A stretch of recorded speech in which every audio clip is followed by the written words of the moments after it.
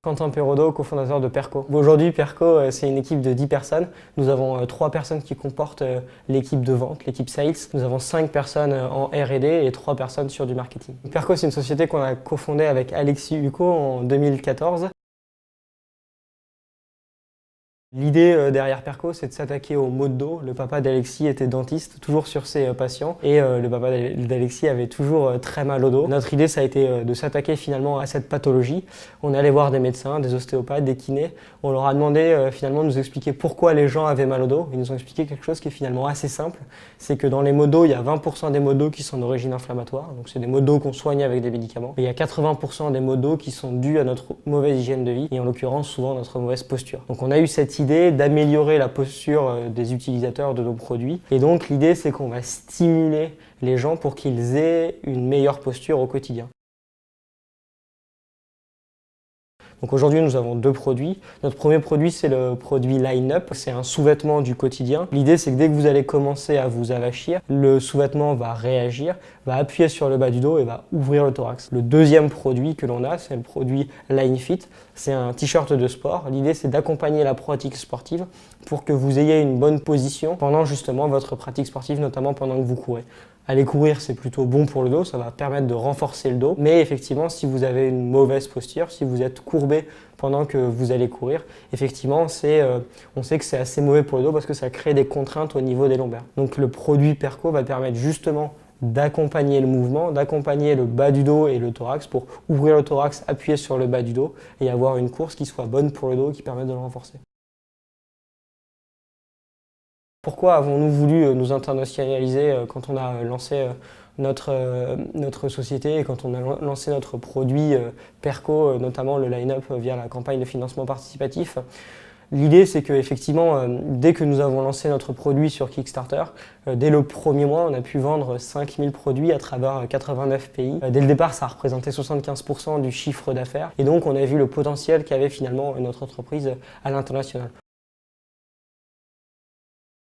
Aujourd'hui, on vend principalement en France parce qu'on a des distributeurs qui sont aujourd'hui principalement français, parce que c'est notre marché, je dirais, de prédilection et notre marché natif. Aujourd'hui, on a cette vraie volonté de nous internationaliser, de trouver des distributeurs qui soient à l'international pour finalement trouver des relais de croissance pour notre entreprise. Donc on a développé notre produit, on a déposé un brevet international qui protège notre innovation un petit peu partout dans le monde. Et donc on veut profiter du fait qu'on ait cette innovation et qu'elle soit protégée partout dans le monde pour pouvoir finalement proposer notre produit.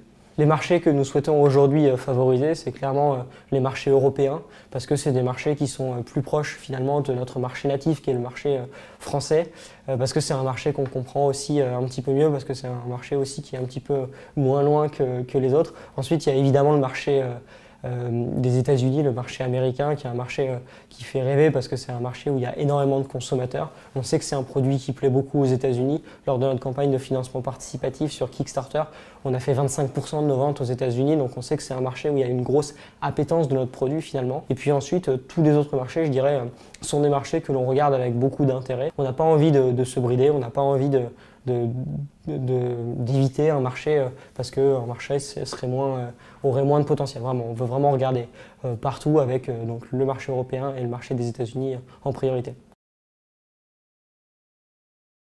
Chez Perco, nous proposons des produits avec une forte valeur ajoutée, avec une forte proposition de valeur qui s'attaque à un vrai problème qui est le mal de dos ou qui est le bien-être pendant que je fais du sport pour m'accompagner pendant ma pratique sportive. Ça, c'est à la fois une opportunité parce que ce produit-là va être la star quand on parle finalement de Perco. Ça va permettre effectivement de donner chez nous une authenticité, une unicité.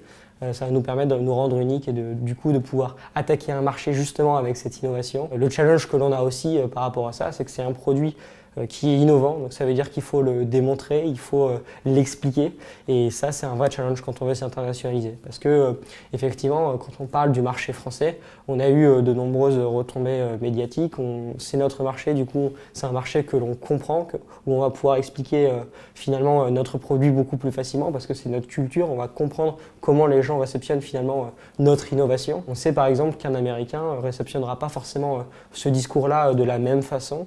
Finalement, on est pas américains et donc on a plus de difficultés finalement à comprendre leurs attentes et comprendre comment on va pouvoir justement parler de ce produit à d'autres cultures.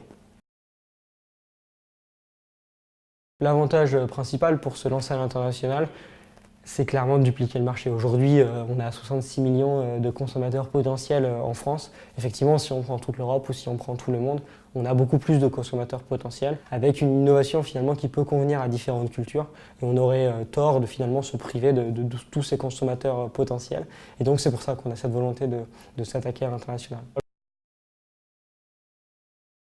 Le conseil principal pour un entrepreneur qui souhaite se lancer à l'international, c'est de se lancer, de faire, de ne pas avoir peur finalement d'aller vers ces marchés-là et c'est de se lancer. La première chose, je pense, quand on doit se lancer à l'international, c'est de regarder ce qu'on a fait sur notre marché natif, le marché français, et d'essayer de dupliquer cette stratégie vers d'autres pays.